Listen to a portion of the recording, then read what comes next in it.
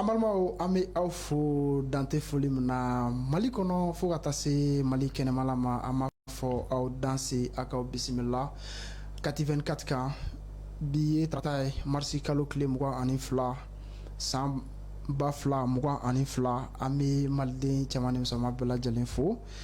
an m'a fɔ a ye an sigira ko kura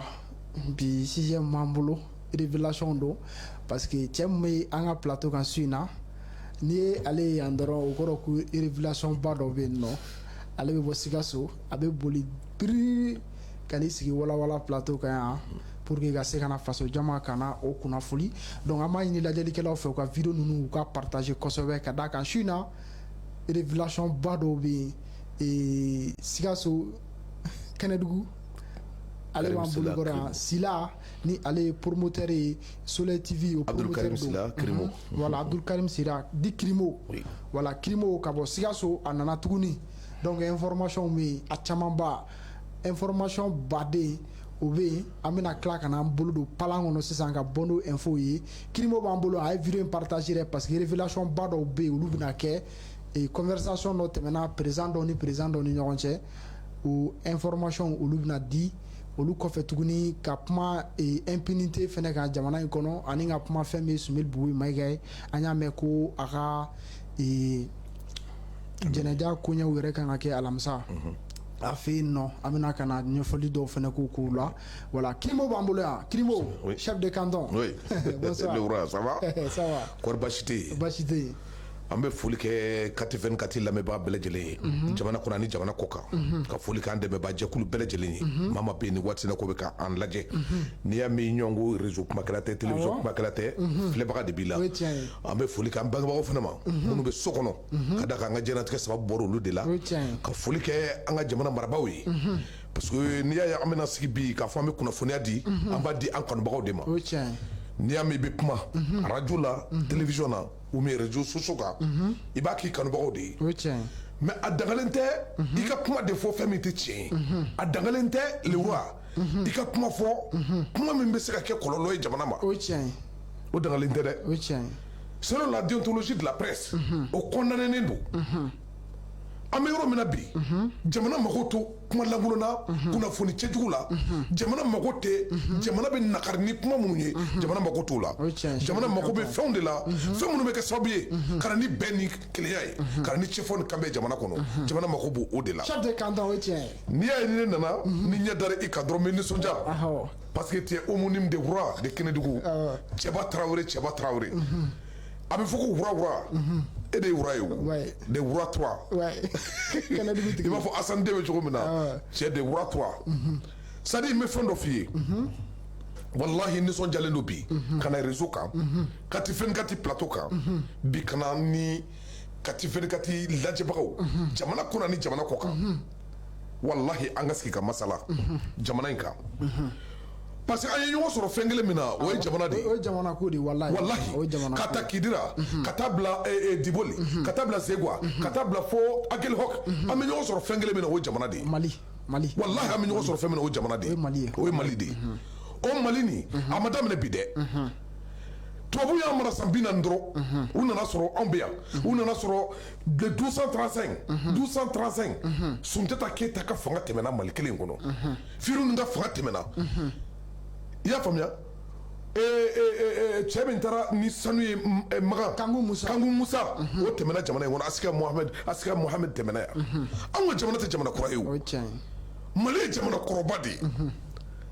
n'a bɛ mɔgɔ min ɲɛna a bɛ tubabu jɔn min ɲɛna ko an ka jamana daminɛna tubabu bilen tile de la tubabu nana sɔrɔ anw civilisés don tubabu nana sɔrɔ démocratie bɛ anw fɛ yan tubabu nana sɔrɔ charte bɛ anw fɛ yan celui qui l'a fait découverte de l'Amérique ça on appelle Aboubakar Ndé o ye malien de ye an bɛ waso na an yɛrɛ ye wa an ye danbetigɛ wa an tɛ jɔ an yɛrɛ la a miiri ni Ala cɛ an tɛ jɔ an yɛrɛ la non mais n bɛ min f'i ye Cɛba c'est à dire f'u k'a partager mɔgɔ bɛ nin lajɛ jamana kɔnɔ ani jamana kɔ kan a ye sabali a ye vidéo nin partager kuma min bɛna fɔ bi i bolo don palan kɔnɔ n bɛna n bolo don palan kɔnɔ i bolo don palan kɔnɔ dɛ ni Ala sɔnna complot ba min bɛ yen complot min labɛnna complot min bɛ yen n bɛ k'o de f'i ye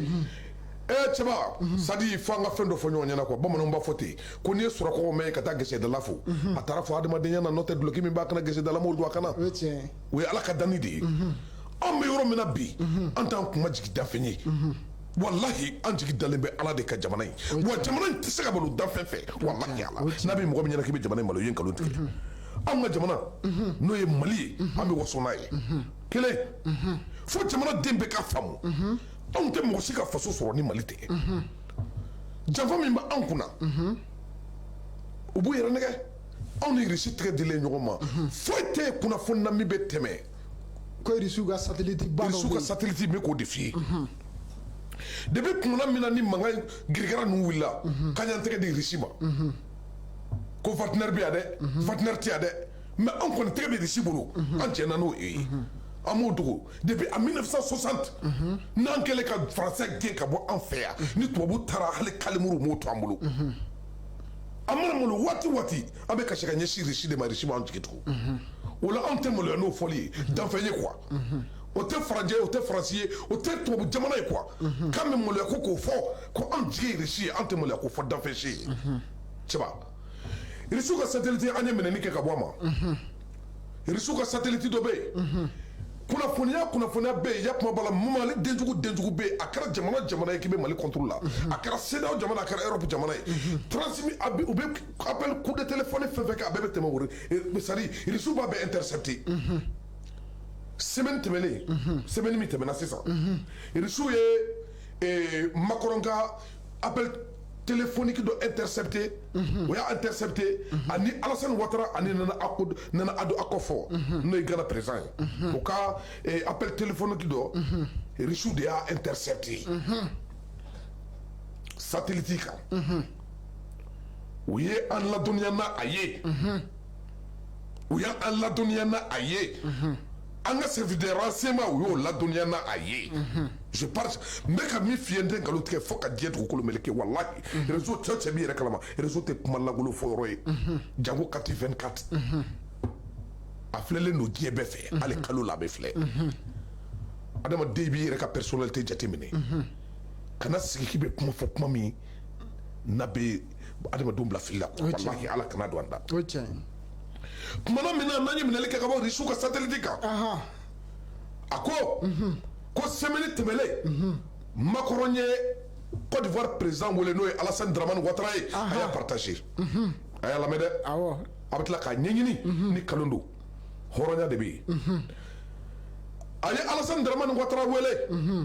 a ko a jigi dalen bɛ Alassane Dramane Ouattara ka appel téléphonique irisiw de y'a intercepté k'a jigi dalen b'a kan pour destituer le Mali ko ka Mali ci ka Mali destituer ka Mali c'est-à-dire ka Mali ka mankan ladon Mali kɔnɔ ka Mali kɛ c'est-à-dire ka Mali ɲagami quoi k'a jigi dalen bɛ Alassane Ouattara ka Dramane Ouattara n'o ye Côte d'Ivoire président ye k'a jigi dalen b'a kan pour que ka se ka Mali destituer Macron de y'o fɔ irisiw a minɛna irisiw ka satellite de kan irisiw de y'a intercepté ka tila k'a da an ma an ka sécurité d'État ma Poutine maɲi wallahi irisiw a kɛlen ka Alassane wele Alassane Dramane Ouattara ko a ma a ko ale jigi dalen don a kan pour destituer l'État c'est-à-dire le Mali Alassane Dramane Ouattara ko a ma a ko tiɲɛ ka di ala ye a ko ale dɛsɛra k'a dɛsɛra wallahi k'ale dɛsɛra k'a ka jisuma min a ko a dɛsɛlen a ko ale bɛ min fɔ a ye ko Nana Addo Akufo ko de bɛ se n'o ye Ghana président ye ko de bɛ se bi k'ale dɛsɛra k'a k'o wele barika bɛ Mali la wallahi barika bɛ Mali la n terikɛ bi tɛ Sunjata Keyita y'o de fɔ ko Mali bɛ labaga a bɛ lonboli la mais i ka nin information ye crise appui ta tɛ dɛ n tɛ crise appui dɛ nin tɛ zɛnzɛn ye dɛ nin ye irisiw ka satellite de ye minɛli kɛra ka bɔ ka téléphone fɛn bɛ fɔ bi fɛn bɛ kɛ bi min kɛra Centrafrique an bɛ tila k'o f'i ɲɛna président ka Ouattara bɛ président faga ka da kan k'a k'i b'a fɔ partenaire de y'a faga an ka taa an t'o yɔrɔ la quoi n bɛ ka yɔrɔ min f'i ye irisiw de ye nin intercepté o ka coup de téléphone k'o bɛ fɛn fɛn fɔ irisiw b'a bɛɛ kalama irisiw fɔrɔlen don cogo min n bɛ tila ka ɲɛ f'i ye u b'a kɛ cogo min na irisi donc Addo ko sisan ko Nana de bɛ se ko Nana Addo kɔfɔ ko Akufo de bɛ se n'o ye Ghana président ye k'a k'o wele ala y'a kɛ a ye Nana Addo Akufo wele minɛli kɛra ka bɔ irisiw ka satellite de kan u ka appel téléphonique an ka taa fɛ a y'o wele a ko a b'a ɲin'a fɛ a bɛ fɛ k'a ka dɛmɛ ka Mali destituer ka d'a kan gɛlɛya bɛ bi min bɛ Faransi min bɛ olu ni ka bi ka ko in lagoya Mali la Mali ye maloya min las'u ma a ka dan n'o tɛ a ɲɔgɔn wɛrɛ bɛ kɛ ale b'i jigi d'a kan n'a sera ka Mali destituer a mago bɛ fɛn min na ale b'o k'a ye a y'o fɔ dɔrɔn Nana Akufo a y'i da don a ma kuma a y'i jɔ dɔɔnin a kɛlen k'i jɔ o yɔrɔ bɛɛ a ye Macron jaabi a ko Macron ma a ko n'i sera k'a kɛ i bɛ mun kɛ n ye Macron kumana Macron ko n'i sera ka Mali ɲagami ka nin ko in lagoya n'i sera ka Mali ɲagami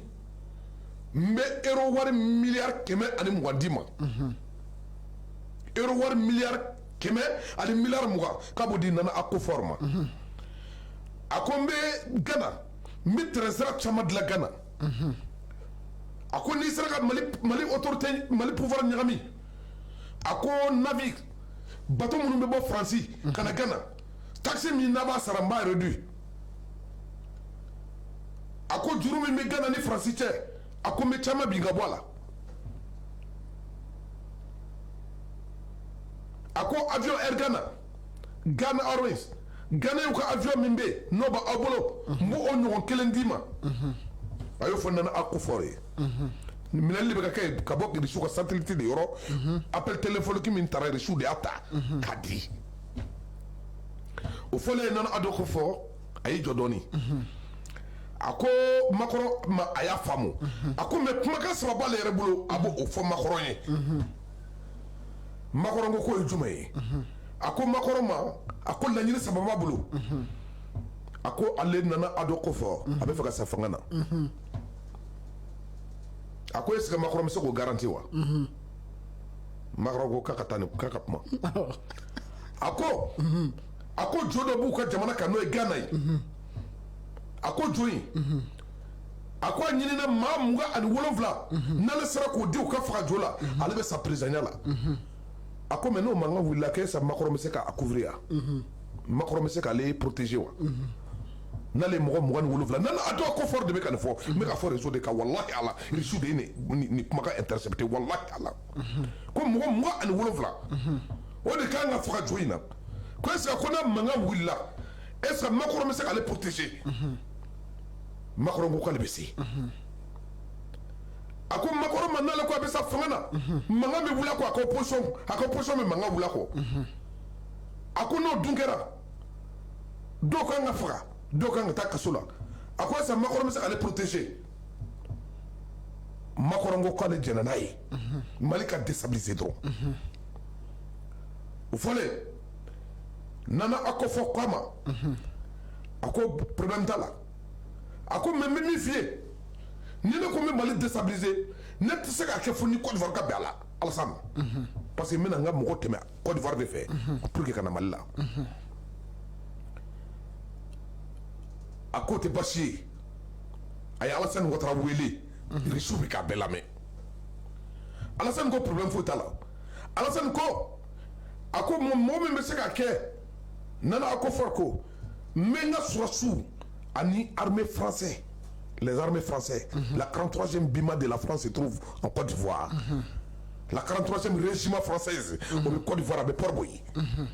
a ko an b'o combiner avec l'armée française pour destituer le Mali commando cɛ 42 Ghana est-ce que i kuma faamu Alassane ko mun u bɛ don cogo min na u bɛna Ghanais ninnu bɛ na Côte d'Ivoire kan de kɔnɔ parce que n'u nana Côte d'Ivoire kan kɔnɔ commando cɛ 40 bɛ détaché u bɛ cɛ 12 tugu Alassane kɔ k'i b'a fɔ garde corps rapprochés don i b'a fɔ tubabu de bɛ ka garder tubabu tɛ mercenaires de don mais légion française de don a kɛ kun tɛ foyi ye n'u détachera ka bɔ yen olu bɛ former pour que ka se ka na Mali kɛlɛ san'o ka kɛ Alassane ko a ko Nana Akufo ma a ko anw ye plan fɔlɔ min tigɛ k'a fɔ an bɛna commando filtré ka don Mali la parce que mangani tun bɛ yen waati min na e ma mɛn waati dɔ la ko Ivoirien ka sɔrɔsiw bɛ fɛ ka don Mali la tiɲɛ kun don n bɛ ka min f'i ye tiɲɛ de don i b'a dɔn a kɛra cogo min u tun ye mɔgɔ dɔw de labɛn minnu kan ka don vers Tɛnkɛrɛla ka don Tɛnkɛrɛla fɛ ala y'a kɛ Mali bɔlen a kalama yɔrɔ dɔw y'a fɔ réseau kan tiɲɛ don ala y'a kɛ Mali ye donso minnu bɛ yen lamini na u y'o averti u ye yɔrɔ bɛɛ minɛ ala y'a kɛ Alasani fana u ye mɔgɔ ninnu bila ka don u bilalen ka don e y'a kuma min bila yan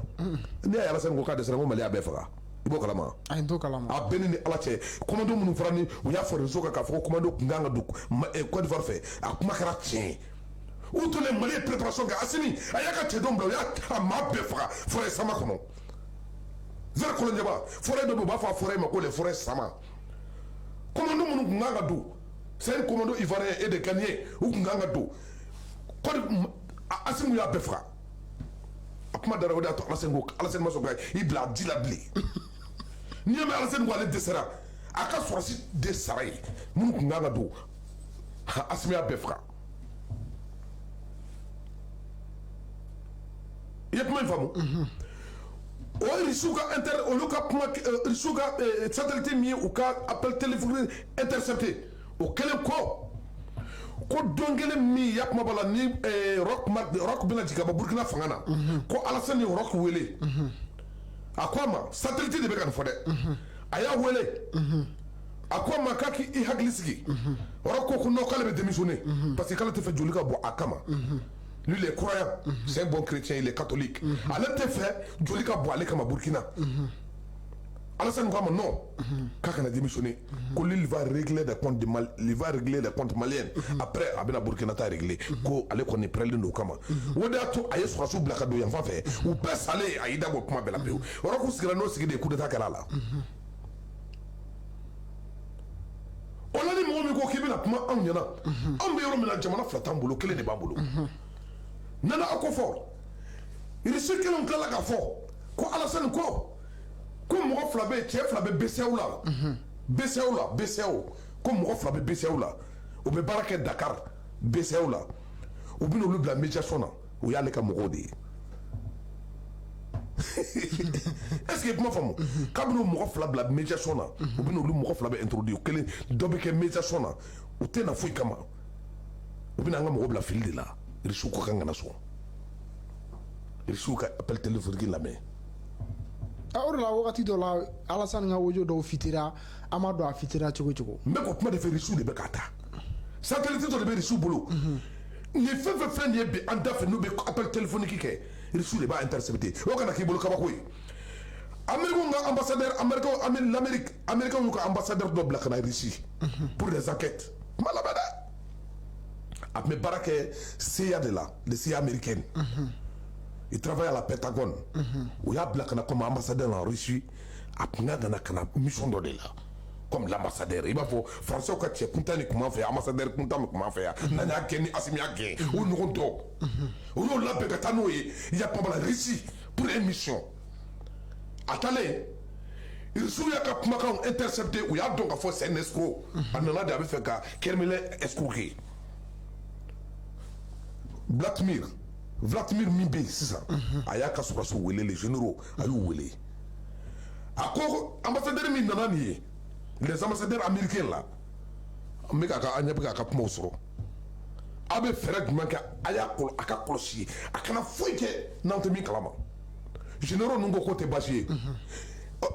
a nalen e ma invité fɔlɔ Vladimir ko oui a ko ma invité fɔlɔ a ko bon n bɛ fɛ i ka diinɛ dɔ labɛn Kermele kɔnɔ i k'a wele a ka na n'a nana anw bɛ min kɛ an b'o dɔn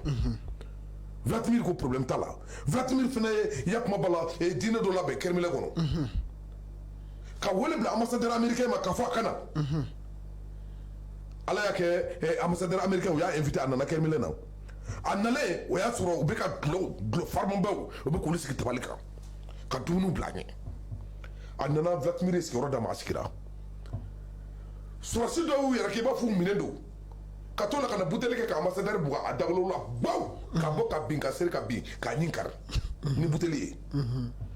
sani k'a fɔ k'a ka mɔgɔw kana ta o yɔrɔ bɛɛ Kermele chargera a ka soin n'a ka fɛn bɛɛ la u y'a ta ka tunu n'a ye ka taa n'a ye u ka hôpital la Kermele yɛrɛ kɔnɔ u taara n'a ye ka taa soigner k'a fɔ Amérique ɲɛna ko problème foyi t'a la foyi t'a sɔrɔ vraiment ko dulɔ de sɔrɔsi ninnu ma se dulɔ de kɔrɔ o ye nin kɛ ka yafa ɲini Amérique fɛ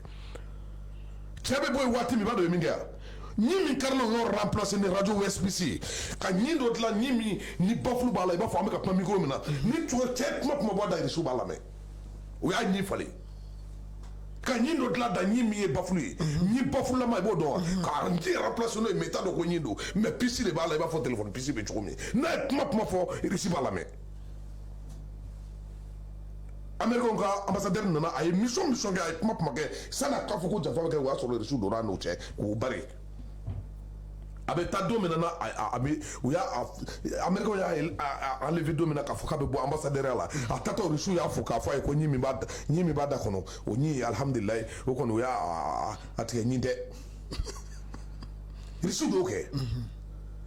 c'est-à-dire an bɛ yɔrɔ min na Ala de y'a dɔn Irisi ma sɔn k'an bila parce que jamana nin a bɛ dɔw ɲɛna de i b'a fɔ ko tubabu de nana n'anw ka jamana de ye or que Faransi nana u y'a mara san 40 dɔrɔn de tubabu nana sɔrɔ démocratie bɛ fɛn bɛɛ b'an bolo Mali la yan est-ce que bamanankan faamu regarde le petit Ukrainien là Tchatribola min bɛ yen fa bɛ président la ten Sirima Touré nana le comédien là a ye président sɔrɔ cogo di ka to film Touré nana ka président rôle joué film na Ukrainien bɛɛ y'a wele ko président parce que film jara quoi i b'a fɔ Palmer Américains ka Palmer farafinkɛ ye film tourné cogo di être président ale fana y'o film ɲɔgɔn dɔ de tourné k'a yɛrɛ kɛ président ye film na ala y'a kɛ a kɛlen a y'a rôle joué ka ɲɛ mɔgɔw y'a wele ko président vote nalen kɛ komi mɔgɔw y'a ye k'a fɔ min ye film ye o ye tiɲɛ de ye o y'a c'est à dire a bonyana mɔgɔw hakili ma quoi a y'i présenté dɔrɔn ka kɛ ko ale bɛ président ɲini dɔrɔn ko non ko nin ka ɲi président la u y'a ta ka kɛ président a tɛ politique dɔn a ye mun fɔ kunun a ye sifu dɔgɔya kunun nazisme ko alimanw ye min kɛra sifu la Hitler ye min kɛ sifu la ko a cɛ bɛ k'o ɲɔgɔn de kɛ ko Vladimir bɛ k'o ɲɔgɔn de kɛ Ukrainiens la bon a kɛlen k'o kuma min fɔ sifu min bɛ Russie a tɛ wɔsi o yɔrɔ bɛɛ sifu wulila k'a fɔ k'a bɛ ka bataraka min fɔ a k'a fɛrɛ minɛ net n'a ma fɛrɛ minɛ fɛn b'a sɔrɔ bi a bɛ yɔrɔ min na sa a y'a ye k'a fɔ mɔgɔ si t'a kɔ ale jigi kun dalen bɛ Américain min kan a jigi dalen bɛ Français min kan n'o ye musokɔrɔba cɛ ye a y'a ye mɔgɔ si t'a kɔ bi a ye tiɲɛ fɔ a ko Macron a ko cɛ ma Vladimir ma a ko a jɛna n'a ye Ukraine ka président de ko ten a ko a jɛna n'a ye bi ko ka Crimée k'o to mɔgɔ ninnu bolo i y'a faamu de deux villes là a ko mais ale jɛna ka Ukraine sécurité di Vladimir ma ko ka rupture totale kɛ ani OTAN cɛ a tɛ tɛmɛ o kan n terikɛ a bila n t'a bila tasuma tɛ ni sɛ ma u sɛbɛ a bɛ paraw mɛn est ce que bamanankan faamu n y'a faamu o tuma an bɛ yɔrɔ min na bi Mali a bɛ ka mɔgɔ bɛ jɔrɔ ni fɛn min ye bɛɛ bɛ k'i yɛrɛ nɛgɛ quoi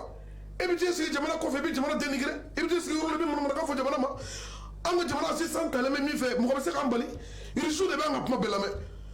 u nana ka ɲɔgɔn kɛ i taara c'est à dire n bɛ ka min fɛ Faransi bɛ ka yɛrɛ nɛgɛ Faransi tɛ se ka foyi kɛ Faransi n'a aucun moyen Faransi a détourné près de 2000 tonnes d'or u taara ni min ye o ye min bɔ farafinna ka taa bila u ka trésor kɔnɔ a bɛɛ ni Ala n'a kira cɛ plus de 2000 tonnes d'or an ka denmisɛnninw fa tiɲɛ na ka taa min bila u ka trésor public la o tuma sini bɛna kɛ cogo di an ka denmisɛnw bolo ne t'a dɔn wulusu min bɛna tila k'a fɔ tun k'e b'o farajɛw dɛmɛ an faso kan o bɛ kɛ cogo di a ka gɛlɛn f'an ka fɛn dɔ fɔ ɲɔgɔn ɲɛna quoi walahi f'an ka fɛn dɔ fɔ ɲɔgɔn ɲɛna an bɛ yɔrɔ min na bi an tɛ dɔwɛrɛ kɔ dɛ an b'an faso de kɔ an bɛ Mali de kɔ ne bɛ c'est à dire Assimi c'est que moi je vais vous dire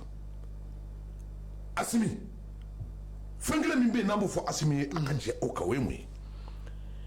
n'i y'a ka pouvoir jateminɛ n'i ye Assimi ka pouvoir jateminɛ fɛn kelen bɛ dɔrɔn de bɛ Assimi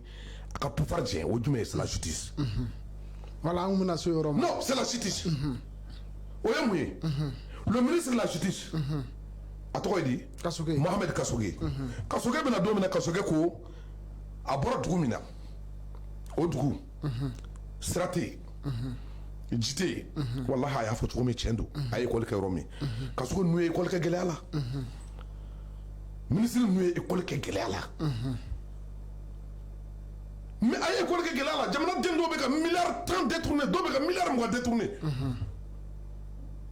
Maliyɛn kun ja farila Maliyɛn kun bɛ fɛn ta hali tutɔ tɛ sɔn ka taa mɔgɔ ka so kɔnɔ Maliyɛn fama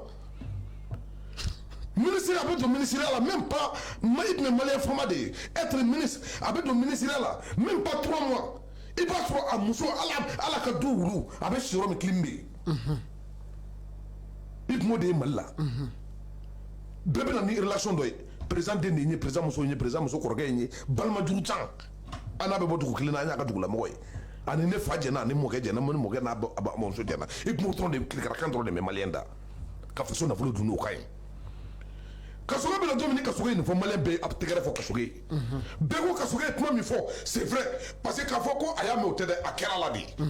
a vécura la de a y'a ka adamadenya kɛ de mali mago tun bɛ jumɛn na a tɛ b'a fɔ wari tɛ mali kɔnɔ mali wari tilacogo de man ɲi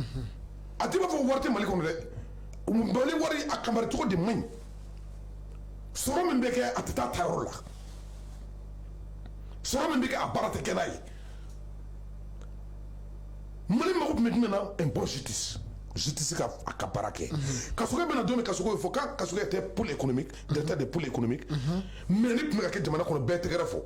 an ko mali kura min bɛ ka ɲini o de ye nin mali gɛlɛya ye fɛn min ye o dunkojuguya ye fo k'a kɛlɛ fo ka dunkojuguya kɛlɛ a don waati min o kuma bɛ kɛ fɛn fɛn tun bɛ o don kama n'o bɛ mali n'o ye gouvernement kɛ n'o ye gouvernement kɛ a bɛɛ da kun tugura parce que jamana nafolo jamana administration kɛra nɛrɛmugufiya ye n'i bolo don a la dɔrɔn i bɛ dɔ mugan de b'a fɔra ko faso nafolo dunnaw bɛ ka minɛ mɔgɔ si kumakan kun tɛ yen ne yɛrɛ bɛ mɔgɔ dɔn a ma connaissance a taara ka taa ka du jɔlen feere 40 millions ko 42 millions a ye du feere 42 millions mais du in ka taa 70 millions ye ko o bɛ ka mɔgɔw minɛ k'i jɔ sanni ale kana kɛ denbaya tan ye ou bien ka kɛ feereta ye k'ale b'a ka du feere ka taa nin wari bila a nɔ na yanni vérification ka na a pili ni ala cɛ a ye du feere ne yɛrɛ dɔnbaga dɔ ma a taara jamana ka wari bila a nɔ na non mais an ka kuma jamana kɔrɔlaw de ye o normalement o min tun bɛ ka kɛ o de kan ka continuer yɔrɔ bakaricogola ninnu ni minɛli bɛ dɔrɔn bakaricogola de adamaden o tɛ o jamana zon ka ca miliyari kelen normalement an bɛ yɔrɔ min na bi ministre Kasoge aujourd'hui ale tun bɛ bolo kɔnɔ aujourd'hui il est ministre an b'a ɲin'a fɛ ala kama a ka tɛmɛ n'a ka baara ye kuma bɛ ka fɔ jamana kɔnɔ bi dɔwɛrɛ tɛ o dɔwɛrɛ tɛ o jamana nafolo dunnaw tun bɛ ka minɛli min kɛ o de jɔra minnu ye jamana nafolo dun hali sini olu mɔgɔw parce que u t'a fara yɔrɔ la u y'a ye k'a fɔ a ko tɛ se ka taa ɲɛ pourquoi mɔgɔ caman de nɔgɔlen don mɔgɔ caman de nɔgɔlen don n'a fɔra jamana dɔw bɛ yen Asimi de y'a ka sara tila sisan ko ji ka don yɔrɔ dɔw la jamana bɛ yɔrɔ min na bi kɔlɔlɔ bɛ jamana dugu caman bɛ bi ji tɛ yen hali dugubaw kɔnɔ quartier bɛ bi walahi u bɛ si jiko gɛlɛya fɛ mɔgɔ dɔ bɛ ka miliyari dun dɔ bɛ ka so san 200 millions ka tila k'a ci k'a bɔgɔ cɛ ka bɔ yen fantanw bɛ yen dɛsɛbagatɔw bɛ yen angɛrɛ ma jamanaw sɛnɛkɛlaw bi walahi ni ala cɛ samiya min daminɛ filɛ i b'a sɔrɔ cikɛlaw bɛ kasi angɛrɛ ko la ka sababu kɛ mun ye or que normalement jamana kan k'a lajɛ de jamana bɛ cogo min na a bɛ minnu bolo k'a u contre bi u bɛ mɔgɔ minɛ bi i t'a ye k'a fɔ mɔgɔ ye wari sa e regarde Bube filɛ nin aujourd'hui paix à son âme ala ka hinɛ la Bube filɛ nin bi aujourd'hui Bube minɛna k'a ye jamana nafolo détourné u taara ka taa Bube ye u taara ka taa a placer a ma jugé o Bube salen filɛ wari bɛ taa min wari bɛ min jɔn bɛ accusé dɔ la jɔn bɛ n'a wari sara o tɛ kelen ye normalement ni mɔgɔ minɛna k'a juge joona a ka jamana wari sara ou bien bien min b'a bolo k'o bien saisi a ka bila état ka bolo kan o ka fisa k'a minɛ ka bila yen ten a wari ma sɔrɔ a yɛrɛ ma sɔrɔ gɛlɛya b'a la quoi ça c'est un de deux an bɛ dugawu kɛ Bube il a servi a ye jamana servi il a fait 10 ans à la sécurité d'État mɔgɔ m'o kɛ fɔlɔ Bube kelen san 10 kɛ jamana sécurité d'État kunna Bube fille ministre de la défense Bube il fille premier ministre ni gɛlɛya bɛ jamana kɔnɔ Bube kan ka dɔn dɛ ala ka hinɛ na normalement mun gɛlɛya de bɛ yen Bube man kɛnɛ Bube taara da min clinique Pasteur o tɛ privé de ya mais munna Bube bɛ taa furakɛ jamana kɔfɛ jamana dɔ de tɛ wa u bɛ taa furakɛ Maroc ni farafin jamana tɛ wa mais pourquoi quand il était premier ministre u bɛ taa min nɔfɛ Maroc munnu ma dɔgɔtɔrɔso dilan k'o ɲɔgɔn équipé n ko ala bɛ fantan n ko ninnu ye fantan kɛlɛ de ala de bɛ ka ninnu ka kɛlɛ kɛ tan n ko nin bɛɛ ye ala ka bilasiralikanw de ye k'a jira maliyɛnw na k'a jira faamaw na ni min faso jate i bɛ sa tunga fɛ de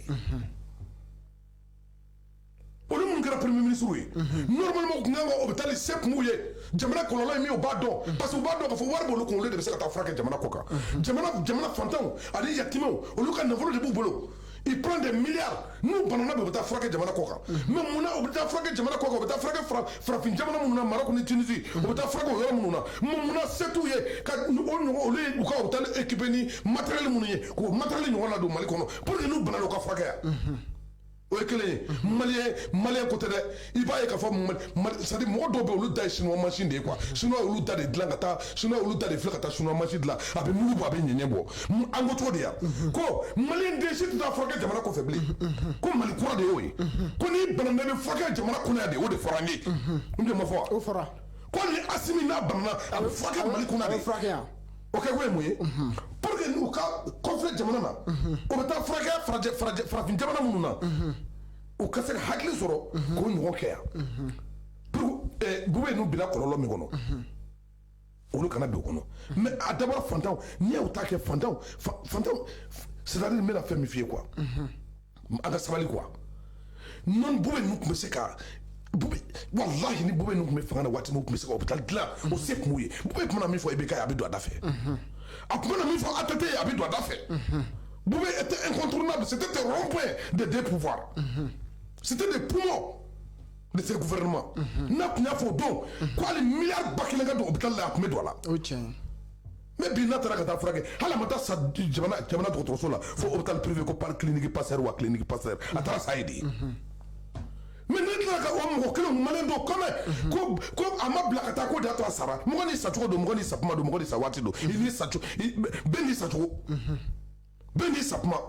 mun bɛ to kɛ Asimi ye a y'a ma bana yan wa a bana la a y'a ma président kɛ yan bube delila ka président kɛ yan a y'a bana yan fo ka taa a y'a kɛnɛya a y'a taara min a ma taa yɔrɔ la Yamisa Kamara banana kaso la fo k'a poids bɛɛ perdu Yamisa Kamara taara min a ma taa yɔrɔ la Yamisa taara min a ma taa yɔrɔ la o y'a sɔrɔ Sogɛli ni cɛ in de bɛ fanga na wa a tɔgɔ ye di o y'a sɔrɔ Sogɛli ni cɛ in tɔgɔ ye di le président Asimi o y'a sɔrɔ olu de bɛ fanga na wa ayi o y'a sɔrɔ olu de bɛ fanga na wa munna u ma taa ATT taara banabagatɔ ATT banabagatɔ ma bɔ wa a bɔra ATT ma taa Turkiya a sun na wa ala ka hinɛ a la o tuma an bɛna mun de fɔ o tuma ala ma bɛɛ jira la wa IBK yɛrɛ tanyara ka so IBK ta a ma kɛ ka so wa IBK ma labila ka bɔ ka taa jamana kɔ ka taa furakɛ wa mais a sa yɔrɔ kɛra min a mana sa fo a sidilan ka yan wa cɛ a ka sabali sa ala kama an kana ɲɔgɔn lajɛ sada an ka ɲɔgɔn bolo bila an ka ɲɔgɔn sen bila an ka ɲɔgɔn tɛgɛ minɛ an ka taa jamana in ka taa ɲɛfɛ an ka sabali Yamisa Kamara y'a ka bana bɛɛ kɛ ka ban yan ka kɛnɛya a ma taa yɔrɔ si a bɛ kaso la fɛn bɛɛ n'a ba don don o Yamisa in jɔn de y'a datugu an ka sabali sa an ka sabali buni hadamaden i bɛ se ko dɔ la mais jamana filɛ i ka jamana bila ɲɛfɛ jamana bila ɲɛfɛ foyi tɛ jamana bɔ an bɛ ɲɔgɔn nɛgɛ de foyi tɛ jamana in bɔ c'est pour cela an bɛ fɛn min fɔ an ka sabali bube ko tɛ mɔgɔ si ko tɛ bube sa waati de sera bube n'u ka arrivage Sumala sara Sumala ma taa kaso la ka sa dɛ ATT sara ATT ma taa kaso la ka sa dɛ Musa Tarawele sara Musa ma taa kaso la ka sa dɛ bɛɛ n'i sakuma bɛɛ n'i sa waati bɛɛ n'i sacogo bɛɛ n'i sakuma adamaden ala ye waati min kɛ jɔn ka ton dan ye i bɛ da o don de la i tɛ se ka tɛmɛ o kan o ye ala ka kɛta de ye an bɛ dugawu de kɛ ala ka hinɛ u bɛɛ la nin waati ni sanu ni ɲinɛ a gɛlɛyara jamana in ma mais ni min ko k'i b'o ta Mohamed Bazoum e sigilen bɛ yan fɛ i bɛ t'i jɔ ko Mohamed Bazoum Nigérien ka lakalakatɔ min filɛ nin ye des rebelles la des rebelles bɔyɔrɔ yɛrɛ t'a la tant d'autres disent que c'est un Malien, tant d'autres disent que c'est un Nigérien, et les Nigériens disent que c'est pas un Nigérien, d'autres disent que c'est un Nigérien, d'autres disent que c'est un Tchadien. C'est moi qui me dis quoi. Et puis il dit que Boubé Salé, quoi est en autorité fait. Oh, il y a une autorité, il t'a dit il t'a dit et bien yɔrɔ min na yan i ka mɔgɔw armée française ka bɛ taa i ka dugu bɛ ka sira daw ɲɛ o tile 3 filɛ nin filɛ frontière la o ma se ka don Niger o tile 3 filɛ nin ye a ka jamanadenw bɛ ka sira tigɛ a ma se ka don comment ma se ka don Niger ne bɛ fɛn min faamu an bɛ fɛn min fɔ dɔrɔn c'est-à-dire an ka ministre ɲɛna Kasoge a ka kɛ ala ka ŋaniya dɔ pôle économique la cogo min a ka baara k'o cogo la a ka faso nafolodunna a k'u minɛ o de bɛ Asimi ka fanga jɛ sisan minnu ye Yakuba jamana nafolo détourné n'u sigilen don n'u bɛ k'a dun lafiya la u ɲɛna ko fɛn tɛ bɔ a la olu de bɛ k'a fɔ ya kuma fanga in ka dafiri olu de tɛ fɛ fanga ka taa ɲɛfɛ pour que sabula sen ka don nin ko la sen ka da nin ko kan an b'a ɲɛna fɛ camancɛ fanga a ka jamana nafolo dunni a k'a goya jamana nafolo dunbaw la n'i y'a mɛn finiya cayara mɔgɔ caman bɛ bi o bɛ ka finiyatisme de k'u ɲɔ ɲana n'i ye video mani cayalen n'i ye réseaux sociaux cayalen bɛɛ bɛ k'a fɔ dɛ n tɛ i ma péteni kasitɔ ye cɛnin tɔgɔ di n t'a tɔgɔ dɔn cɛ péteni je ne connais pas son nom la min bolila ka taa jamana kɔ kan k'u y'ale gɛn personne mɔgɔ si t'a gɛn i yɛrɛ dakan bɛ k'i tɔɔrɔ et son père dit que ko ale yɛrɛ kɛɲɛna la o taara ka t'i jɔ ko k'a bɛ kasi e bɛ kasi i bɛ ka su e kun tɛ yen i bɛ ka sara e yɛrɛ kun t'o kɛnɛ kan e bɛ ka diɲɛ fɛn bɛɛ k'i ye e ma tigi i yɛrɛ la i ma tigi i yɛrɛ la sabu fo an ka sabali an ka kɛ ala kama an ka tɛgɛ di ɲɔgɔn ma an ka jamana in taa ɲɛfɛ maramarakan tɛ jamana in jɔ koyi n'an ma ɲɔgɔn minɛ jamana ni Asimi kun tɛ jamana kun t'an bolo bilen o walahi si c'était pas Asimi jamana foyi kun t'an bolo bilen cɛba Mali kun banna sigilen bɛ Badaw talen bɛ ka t'i ka jamana feere Badaw talen bɛ ka taa jamana feere tubabu ma ka n'i sigi ni ala n'a kɛra cɛ Côte d'Ivoire ko fa bɛ jamana baarakɛlaw ka taa jamana feere i bɛ min faamu ni ala tɛ i ka tigɛ tubabu la quoi i bɛ ka taara kasi yahudiya su kunna Faransi ka médaille da tubabuw ka su kunna ka Mali peuple travailler a kama ma kunkɔrɔta juguman na a bɛɛ ni ala cɛ Macron taara ka t'i jɔ ko Badaw ye min kɛ kalo wɔɔrɔ ko i bɛ ka m'o kɛ san 8 a fɔ tu vois a bɛɛ ni ala cɛ Macron de taara ka taa nin kuma fɔ ko Badaw ye min kɛ kalo 3 waja joli kalo 3 ko Ibrahim Boubacar Keita ma kɛ san 8 i bɛ ka taale kasi yahudiya su kunna i bɛ ka kɛlɛ ka médaille de yahudiya su kunna i bɛ ka Charlie Hebdo ka taa kasi ye nin bɛɛ ɲɛji bɔlen kɔfɛ ka kasi jɔnni bɛ se ka da tubabu la bilen jɔnni bɛ da tubabu la bilen an bɛ yɔrɔ min na bi jamanadenw kan ka sabali ɲɔgɔn lagosi ɲɔgɔn mankutu tiɲɛ ɲɔgɔn lakari k'a dabila ne tɛ jigin mɔgɔ la walahi mɔgɔ tɛ jigin su la mɛ ne b'a fɔ Bube de ɲɛna u tun kan ka baara kɛ ka Mali hôpitaliw labɛn n'i y'a mɛn wari min don clinique Pasteur la ale yɛrɛ ka denbaya tun bɛ ka wari min État tun t'a sara o ale yɛrɛ ka denbaya ye wari min na don clinique Pasteur la n'i y'a sɔrɔ Bube ninnu tun ye jamana hôpital dilan ka hôpital équipé jamana dɔgɔtɔrɔsoba dɔgɔtɔrɔso ɲɛnama jɔ jamana kɔnɔ est-ce que a tun bɛ wari bɔ wa a tun bɛ wari bɔ wa an ka bɔ an ka taa furakɛ kɔfɛ ala tɛ mɛlɛkɛ ma to tɛ kɔfɛ yan mɔgɔ o tuma kaburu tɛ États-Unis yan kaburu tɛ Dubaï yan kaburu tɛ Émirats la wa u ma deli ka sa u ɲɛna wa o ma sa dɔgɔtɔrɔw ɲɛna ye dɔgɔtɔrɔ ma deli ka sa ye o tuma Bube cɛ an ka sabali ala kama an ka sabali quoi a ye su sɔrɔ a ye su sɔrɔ a tɛ n ko Luxembourg tun b'ale bolo dɔgɔtɔrɔ spécialité minnu bɛ kɛri dɔn olu de y'a kɛri ci ka tila ka dɛsɛ ka kɛri kalan ka bila ka taa jamana kɔfɛ a taara sa ye cɛw tɛ adamaden o tɛ sabali an tɛ sabali an ka hakili sɔrɔ nin bɛɛ tɛ hakili ye c'est pour cela bi farafinna bɛɛ bi anw tɛ to mɔgɔ kɔ an tɛ to mɔgɔ kɔ bi ni nin transition tɛ a bɛɛ ni ala cɛ ni ninnu tun tɛ Mali kun banna sila terrorisme kun ye jamana bɛɛ minɛ o waati min na armée française bɛ na anw fɛ yan i y'a kuma bala Barkani ni tɔgɔ kirikara ka caw la Takuba ni Barkani ni mu o bɛna don min na Mali administration bɛ fan bɛɛ mais bi an bɛ yɔrɔ min na jadisiw kun ye yɔrɔ a tɔgɔ bɛ taa terrorisme kun ye yɔrɔ bɛɛ minɛ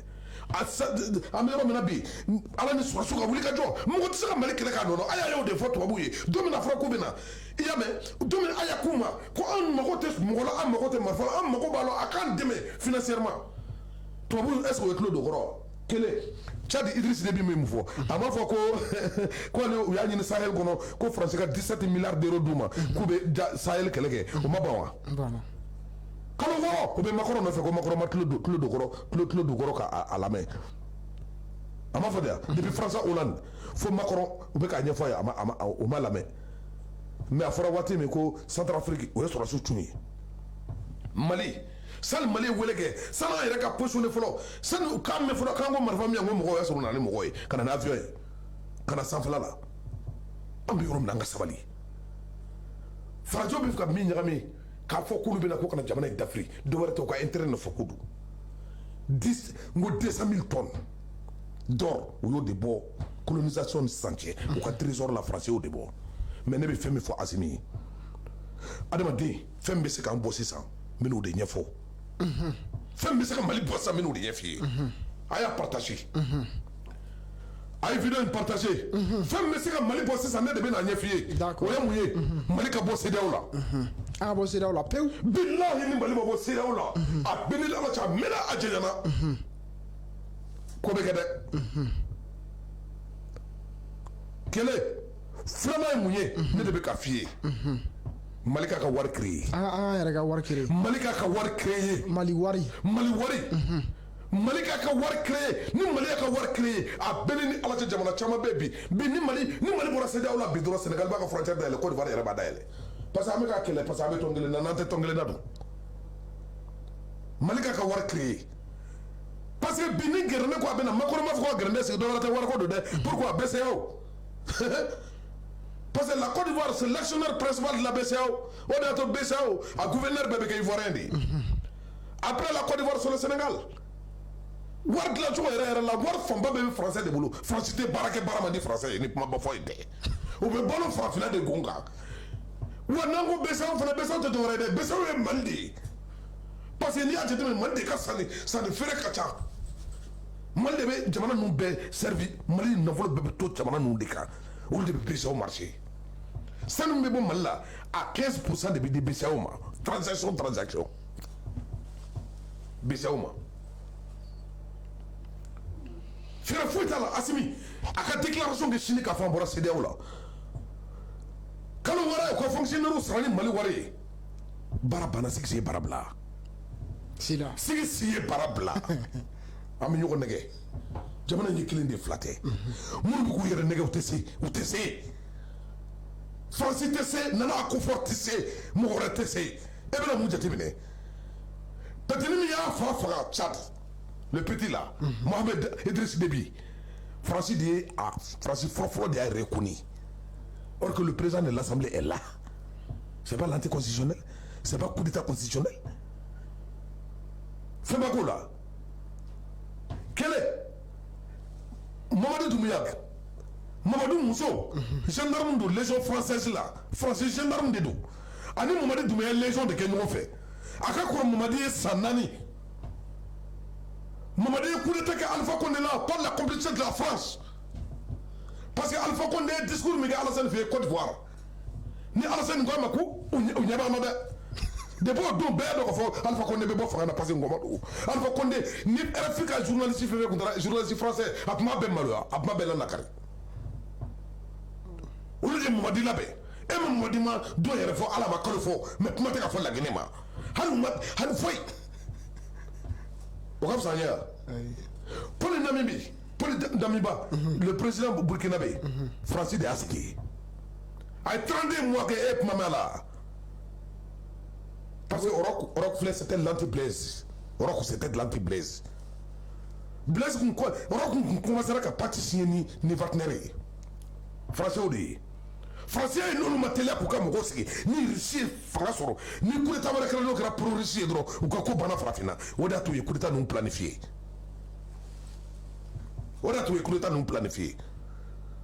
démocratie ko don comment ça s'appelle là le fils de Omar Bongo Ondimba Ali Bongo Assane olu bɛ fanga na plus de décennies famille Bongo bɛ fanga na francophone don France b'a kalama u ka coopérant don e mankan mɛn la wa Paul Biya san 40 filɛ fanga na Paul Biya Cameroun coopérant français don francophone don e français mankan mɛn la wa Tanduro Inagema san 32 a bɛ fanga na Guinée équatoriale e y'u mankan mɛn la wa le président le commissaire quoi fait Fort Yassimbe Yadema Fort Yassimbe Togo plus de décennies famille Yadema bɛ fanga na francophone don tubabu teri don i y'u mankan mɛn wa Alassane Ouattara troisième mandat i y'u mankan mɛn la wa qu'est-ce que vous allez faire pour nous est-ce que jamana dɔwɛrɛ tɛ o mais ne t'a dɔn farafin a gɛlɛn kɛ ka nin bɛɛ dɔn ka dɔn k'a fɔ jugu fila t'an na tubabu de y'an jugu ye jugu fila t'an na faransi de y'an jugu ye an ka tila k'a fɔ to k'an bɛ tubabu kelen kɔ mɔgɔ dɔw ka sɔrɔ jamana kelen kɔrɔ k'o bɔ ya kuma b'a la k'olu b'o jamana nagari ka di o faransɛw ma sanu tɔni sɔni i b'a dɔn faransi de ye filanan ye sanu na diɲɛ bɛɛ Asani ma bɔra si dɛ a bɛ bɔra farafinna kɛrɛnkɛrɛnnen ɲɛna Mali Afrique centrale jamana ninnu ni francophonie ye u bɔra n'a jamana bɛɛ ye 2000 tonnes d'or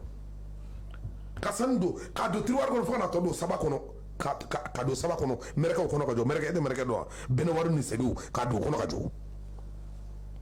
mais halisa farafin Ala mais an bɛna bɔ ko kalama waati jumɛn cɛba min ɲininka e ni Ala cɛ c'est à dire b'a fɔ n'an ka mɔgɔ kalanlen n'u kalanna dɔrɔn u bɛ fagon de wa ne t'a dɔn quoi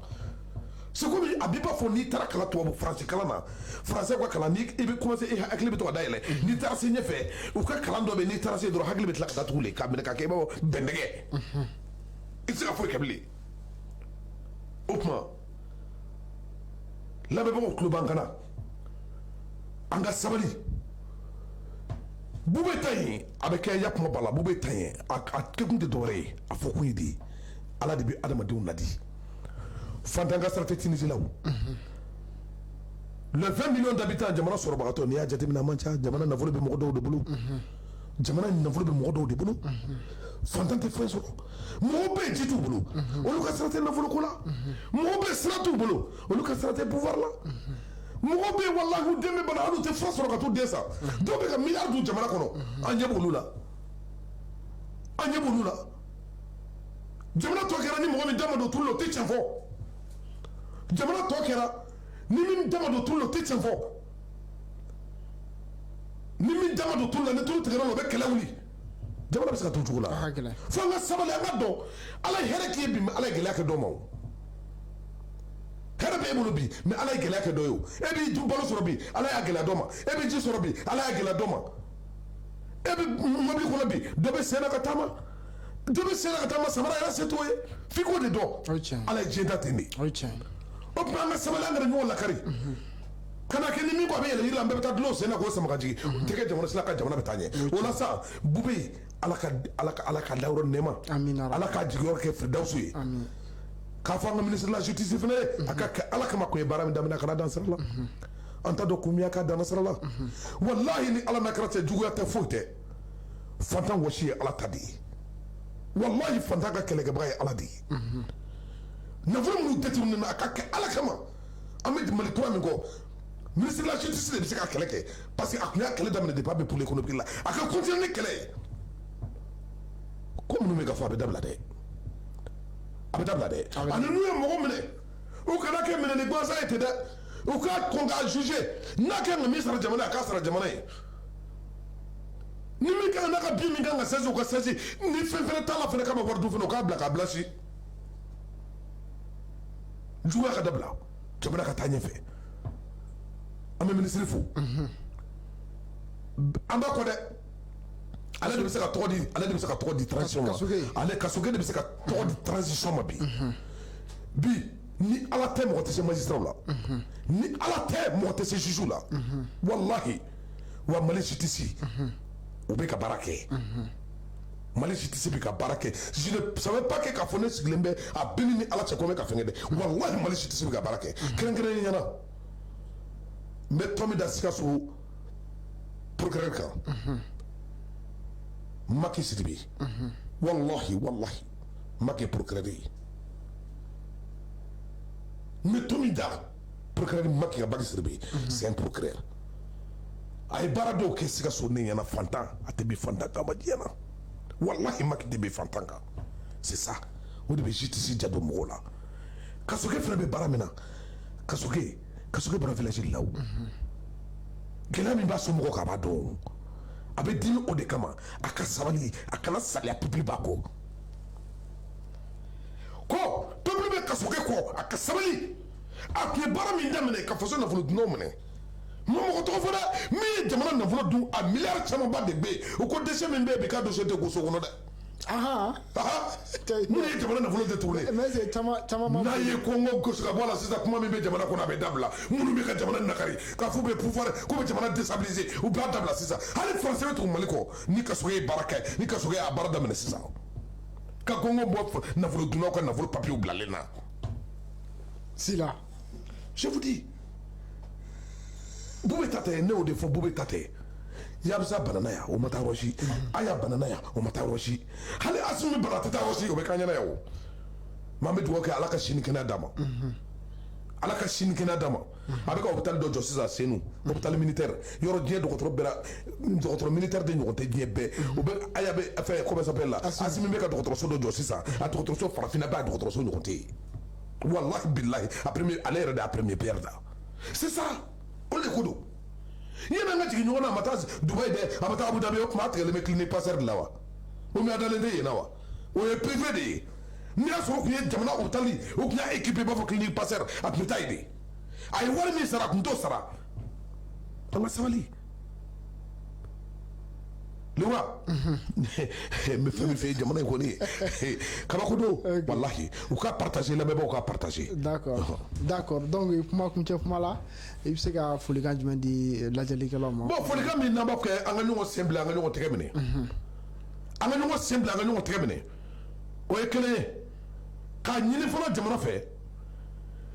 u bɛna CNT mɔgɔ minnu ta u k'a ta région na i b'a fɔ député tun bɛ na cogo min na assemblée kɔnɔ u k'a ta région na région kelen kelen kɔnɔ u ka mɔgɔ ta ka na CNT la ka bɔ région na u bɛna région ka kuma kɛ degun bɛ Sikaso ka bi an b'a dɔn ne ma fɔ ne ye ne ma fɔ ne ye degun bɛ Sikaso kan ne b'a dɔn gɛlɛya bɛ Sikaso kan ne b'a dɔn e bɛ bɔ Kati e ye Katika de ye degun bɛ Kati ka CNT tɔgɔ la e b'a dɔn e yɛrɛ b'a dɔn ni ala na kɛra cɛ e faso ni e ka barajuru tonso ni barajuru de bɛ yen n'i y'a kɛ k'a tiɲɛ e tɛ taa yɔrɔ si koyi e tɛ sa i sɔngɔ tɛ da koyi walijugu ye dandugu ye n'a ma fali ɲɛna a bɛ fali den ɲɛna n'i m'a kɛ ka ɲɛ sini a bɛ f'i ye i nana de ka jamana ka sariyaw kɔlɔsi ka sira ani dayɛlɛli ɲini ka ɲɛsin i faso ma o bɛna minnu ta CNT la o kana dossier minɛ partout tɔgɔ la ayi o k'a lajɛ u kana est-ce que bamanankan faamu an bɛ foli bila an ka secrétaire d'État ye Modibo Kone n'o de f'i ye n tɛ sɛgɛn Modibo Kone le secrétaire d'État Modibo wallahi Mali secrétaire d'État ɲɔgɔn tɛ yen fɛn min tun bɛ ka jamana jɛ bi e m'a ye fɔlɔ kuma mana fɔ kuluba dɔrɔn e b'a sɔrɔ a kuma bɛ Bamakɔ daba naani na président minnu tɛmɛna ATT tile ni IBK tile ni conseil des ministres la ni kuma fɔra min ni Guinée kuma min fɔra palais la e bɛna Bamakɔ député na i b'a sɔrɔ kuma bɛ mɔgɔw bolo député na ye parce que secrétaire d'État tun tɛ yen secrétaire d'État tun tɛ yen il y avait pas de secrétaire d'État aujourd'hui e bɛ Mali kuma mɛnna kɛnɛ ma bilen et c'est grâce à Modibo Kone Modibo Kone sababu de don Wage la réconciliation n bɛ k'o ɲɛf'i ye aujourd'hui Wage ministre Wage la réconciliation Wage ye fɛn dɔ fɔ depuis Mali ministre bɛ yen mun bɛna réconciliation la Wage ye k'o kɛ mɔgɔ ma ɲɔgɔn kɛ Mali bɛɛ région kelen kelen bɛɛ ka ERA sigi la groupe la réconciliation régionale aw yɛrɛ dama ni ɲɔgɔn cɛ a ka cɛ fɔ nin kan bɛɛ kɛ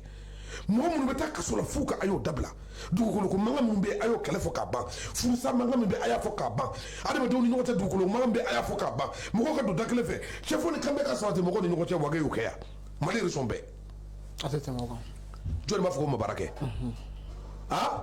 jɔnni b'a fɔ ko ma baara kɛ Sadio Kamara sɔrɔsiw bɛ ka baara min kɛ a dogora mɔgɔ la wa a dogora mɔgɔ la wa mɔgɔ bɛ Asimi ta fɔ Sogɛli premier ministre a ɲɔgɔn premier ministre delila ka na wa Sogɛli ye min kɛ kɔfɛ o y'u kungo ye a bɛ ka min kɛ bi o ye Mali ka avantage de ye o sira bɛ mɔgɔ la wa Jaw CNT o bɛ ka min fɔ ni fɛrɛ tɛ dɛ Jaw de bɛna dɛ Jaw de bɛna kɛ tan bilahi n bɛ fɛn min f'i ye ni ko i bɛ ne ɲininka bi ne b'a fɔ ninnu ka tɔn bɛɛ la Jaw ɲɔgɔn tɛ yen ni ko i bɛ ne ɲininka ne b'a mɛn ne bɛ réseaux sociaux dɔw lamɛn fa bɛ wuli la o a dɔw bɛ n'i y'a lamɛn i bɛ boli ka t'i kangulo a bɛɛ ni ala cɛ i bɛ dɔw ka kuma lamɛn ko Jaw de bɛ na n'a ko bɛ a bɛ yan Jaw de bɛ mankan bɛ bɔ Jaw de yɔrɔ ninnu mɔgɔ duuru Jaw c'est l'homme le plus sûr parmi ces gens Jaw e ɲɛ bɛ cɛ la ta terikɛ ni adamaden ko dɔn ka Jaw bɔ i bɛ sa Jaw ni sa bɛ si yɔrɔ kelen mankan t'a la CNT mɔgɔw ɲininka Jaw tɛ i bɛ se bɛɛ la i tɛ se Jaw la walahi ala i bɛ se bɛɛ la k'u tromper i tɛ se ka Jaw tromper Jaw c'est un élément clé c'est un homme fermé Jaw tɛ don manamana ko la Jaw tɛ mɔgɔ janfa an ka sabali ni cɛ duuru ninnu kalela ɲɔgɔn ye de mɔgɔ tɛ se ka don ninnu ni ɲɔgɔn cɛ n'i fɔra ninnu ɲɔgɔn cɛ u b'i dɛrɛ k'i faga a bɛɛ ni ala cɛ mɔgɔ duuru a wɔɔrɔnan ye jɔnni ye Sogɛli Sogɛli ko kala Mayiga Sogɛli ye colonel ye quoi Sogɛli colonel de ye dɛ n ko Sogɛli sɔrɔsi kɔrɔ de ye Sogɛli e b'a ka jala la wa mun yɛrɛ ko tulonkɛ don wa Marisal don wa n ko Sekuru don u b'a fɔ min ma ko Sekuru n ko Sekuru de don c'est des soldats réserve c'est des colonels en réserve Sogɛli tɛ tulonkɛ mɔgɔ ye dɛ Sogɛli kɔrɔbɔrɔ kunkolo mana ɲɛ ka Sogɛli bɔ i bɛ sa Sogɛli bɛ biki dɔn dɛ o de bɛ ka tɔgɔ dabali ba ne ye Sogɛli tubabu ye bi ni Ala jɔ bɛ armée chimique k'a kan ok vraiment an bɛ fɛn min fɔ an tɛ se k'a fɔ ka s'a dan na kuma laban min na ni ko i bɛ ne ko ne ka kuma laban fɔ n b'o de f'i ye foyi t'an bolo foli ka ɲɛsin an lamɛnbaa bɛɛ lajɛlen ma n yɔrɔ cɛ ko i ma ko risiw bɛ ni wulu dɔw ye u bɛ ka minnu détecté ɲinɛ Zimbabwe bɛ ka ɲinɛ de kɛ ka détecté yɔrɔ wulu ta fɔr'i ye sɔsɔli ma b'o la bon ɲinɛ de bɛ Zimbabwe bolo ɲinɛ a bɛɛ ni Ala n'a kɛra cɛ ɲinɛ de b'u bolo u bɛ ka min détecté Zimbabwe bɛ ka ɲinɛ de kɛ ka min détecté ɲinɛ yɔrɔ tɛ wulu ye dɛ sigi sen bara bila ye o tuma an bɛ fɛn min fɔ an ka jamana ye an ka kanu an ka kɛ ɲɔgɔn fɛ an ka don da kelen fɛ an ka bɔ da kelen fɛ foyi tɛ jamana in ye tiɲɛ foyi tɛ to an bolo tiɲɛ ni jamana in tɛ an faw taara k'a to an bolo an bɛ taa ka jamana in to an denw de bolo mɛ n'an y'a kɛ ka tiɲɛ an salen kɔfɛ a bɛ fɔ dɛ i ma maa caman ka adamadenya tiɲɛ ne ye wariko de y'a tiɲɛ bi e ko Azimi sini e ko sini ko Sumayila sinikɛnɛ e ko Abubakar Keyita ka taa adamaden da kɛ chinois mangi ye a bɛ mugu bɔ a bɛ ɲɛɲɛ bɔ e tɛ fankelen si fɛ a b'i ka hɔrɔnya de tiɲɛ an ka sabali an ka jamana in kanu an ka kɛ ɲɔgɔn fɛ cɛba walahi n bɛ fɛn kelen ɲini CNT n bɛ fɛn kelen ɲini jamana fɛnɛ fɛ u k'u hakili to i la walahi u ka médaille d'i ma parce que quoi fɛn dɔ bɛ yen c'est-à-dire l'autorité devrait encourager des réseaux min bɛ ka na ni sɛbɛn ni bɛn walahi n bɛ min f'i ye i ye média faamu média tɛ bɛlɛmana ka fɔ yɔrɔ ye o média e ma faransi RFI ye abada ta bɛɛ u bɛ faransi nangari u bɛ jamana wɛrɛw de minɛ ka di faransi ma a bɛ fɔ de ma média mais ka jamana labila i ye jamana ye diɲɛ mɔgɔ sɛbɛn b'a kɔnɔ abada ta ka jamana lakari ka di diɲɛ ma mais bɛ maliyɛn denjugu dɔw de ye n'i k'o de ka gɛlɛn u ma ko denjugu denɲuman bɛ yɔrɔ o yɔrɔ denjugu bɛ yen olu de bɛ Mali nakari ka di diɲɛ ma mais komi olu fana u salen ma fɛn tiɲɛ o balolen fana ma fɛn tiɲɛ o a caman bɛ ten o parce que n'i ka kuma tɛ lamɛn maliyɛnw tɛ lamɛn o ne bɛɛ y'a dɔn k'a fɔ e tɛ sɛbɛn ko t'i la maliyɛnw tɛ lamɛn o tuma an b'a fɔ u ka partager dɛ Kirimo don Sikaso Kirimo don chef de canton ok merci beaucoup Kirimo an b'i fo ka lajɛlikɛla bɛɛ lajɛlen fo an b'a fɔ ni kun ye an ka su in na walawala ye Kirimo ko ten i ka bureau ye partager kosɛbɛ an ye partager dɛ ok donc an bɛ ɲɔgɔn bolo ni Ala sɔnna sini an bɛ na walawala in kɛnɛ kan yan nɔ diɲɛ kunnafoniw fo ka taa se Mali ta ma an bɛ na an da don o la ka se ka ɲɛfɔli kɛ an lajɛlikɛla bɛɛ lajɛlen ye Kirimo an b'i fo ka Sikaso ka bɛɛ lajɛlen fo ka Kɛnɛdugu ka bɛɛ lajɛlen fo an bɛ maliyɛn bɛɛ lajɛlen fo kanubagaw ni fɛn an bɛ foli bila n bɛ n ka procureur ba fo n'o ye Maki Sidibe Sikaso procureur don walahi n'a sɔrɔ Sikaso tribunal tɛ ɲuman kan ne b'a fɔ walahi o tɛ bin fantan kan et je vous dire Mali justice bɛɛ kan k'o kɛ exemple ye d'accord k'an kɔrɔkɛ fo Tuba ye ne yɛrɛ kɔrɔkɛ de ye Tuba Jara o ye ne wolo kɔrɔkɛ de ye n b'a fo ka magistrat bɛɛ fo d'accord ka fɔ Kasoge ye ka Sam ni Silima fo ne foli kɛ ni ma Sam ni Silima fo jumɛn syndicat ba ninnu k'a fɔ Kasoge ye a ka jija dɛ a ka sɔn daraka a tun bɛ baara min na a kana saliya maliyɛnw de b'a kɔ an bɛ Asimi ko cogo min an b'ale ko ka tɛmɛ Asimi kan n'i y'a ye u bɛ ka da bɛ ka fara kɔnɔ bi tigɛ dɔ wɛrɛ tɛ koyi a bɛɛ ni Ala cɛ mankan de jɔra wari b'u bolo u tɛ fɛ wari in ka bɔ de a bɛ darakili waati m'a f'i ye ko dɔ taara ka du feere 40 millions ka na verser 42 millions a yɛrɛ ye 2 millions bila denbaya la k'a mana kɛ cogo min na a taara 40 millions verser o tuma an ka fɔ ɲɛna a kana jɔ dɛ non caman fana bolila est-ce que mɔgɔ min nata bɛ yen est-ce que a bɛɛ ma minnu bolila wari bɛrɛ t'olu kun zunbaw sigilen olu ja ka fari dɛ olu yɛrɛ ko wari bɛ se k'a dilan ok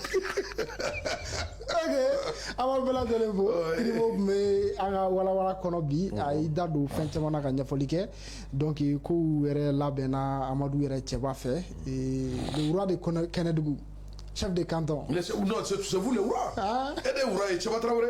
C'est quoi roi de Yéden? Ne bɛ don c'est quoi bip meo. Ni ala sɔnna. C'est pas toi. An bɛ bɛɛ lajɛlen fo an b'a fɔ Ala k'an bɛn a ɲɔgɔnna wɛrɛ ma Ala k'an ka bateau minɛ sunkalo yɛrɛ bɛ ka se Ala k'an ka bateau bɛɛ lajɛlen minɛ minnu ko kelen bɛ yen jɔn ko fana fɔ an kana ɲinɛ kɔ dɛ I b'a kalama transporteur bɛ ka min kɛ sisan essence foyi ma fara essence kan essence de bɛ Mali bɛ yen essence bɛ da 440 de la a ma deli ka tɛmɛ o kan mais fɛn tɛ fara transport kan u bɛ ka mun kɛ a bɛnnen ni Ala cɛ yanni Sikaso dɔrɔn a kɛra 1000 ni 200 u bɛ ka kɛ bɛɛ bɛ ka transport yɛlɛ hali Kaye ka furu yɛlɛ a bɛɛ kalo essence ma yɛlɛ ka so la ko Ikra ni kɛlɛ an ni Ikra ni sira kelen kan wa k'an ka mun bɛ Ikra ni fɛ mais il faut que jamana ɲɛmɔgɔw ka wuli non an b'a fɔ Asimi ka wuli a ka fɛɛrɛ tigɛ a la dɛ nin ye tɔgɔ cɛn de ye o ka taa essence yɛlɛ ko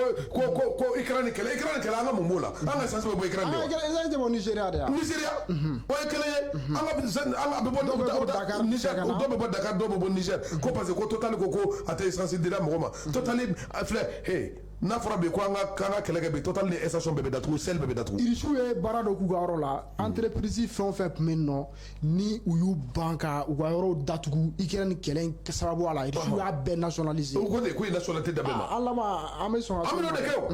o bɛ ka min fɔ nin ye k'a fɔ ko carburant yɛlɛ ka taa transport yɛlɛ wallahi foyi ma fara carburant kan min bɛ transport yɛlɛ k'a fɔ Asimi ɲɛna gouvernement ka wuli ministre de transport ka wuli joona a ka kuma parce que ni transport yɛlɛ a bɛ épercuter fɛn bɛɛ kan fɛn bɛɛ bɛ yɛlɛ mais mɔgɔ si m'a fɔ transport ma ko ka yɛlɛ mɔgɔ si m'o f'u ye prix bɛɛ ka segin a nɔ la prix bɛɛ ka segin a nɔ na parce que o fɛn ma fara carburant kan ou bien dédouanement na o ka sara ye c'est pas bon nin tɛ ko ɲuman ye quoi an ka sabali an ka ko nɔgɔya ko an kana profiter ko dɔw la quoi k'a fɔ an bɛna ni gɛlɛya modèle dɔw ye jamana kɔnɔ jamana ma s'o la Asimi a ka teli a ka wari nin bɔ quoi a ka jamana wari bɔ an ka bɔ CEDEAO la ko in ka ban ne kɔni bɛ min ɲini o y'o ye merci beaucoup Kirimo an b'aw bɛɛ lajɛlen fo an b'a fɔ Ala k'an ka bateau minɛ an sera ka ne sɔrɔ ka d'aw ma hakɛto b'a kan wa salam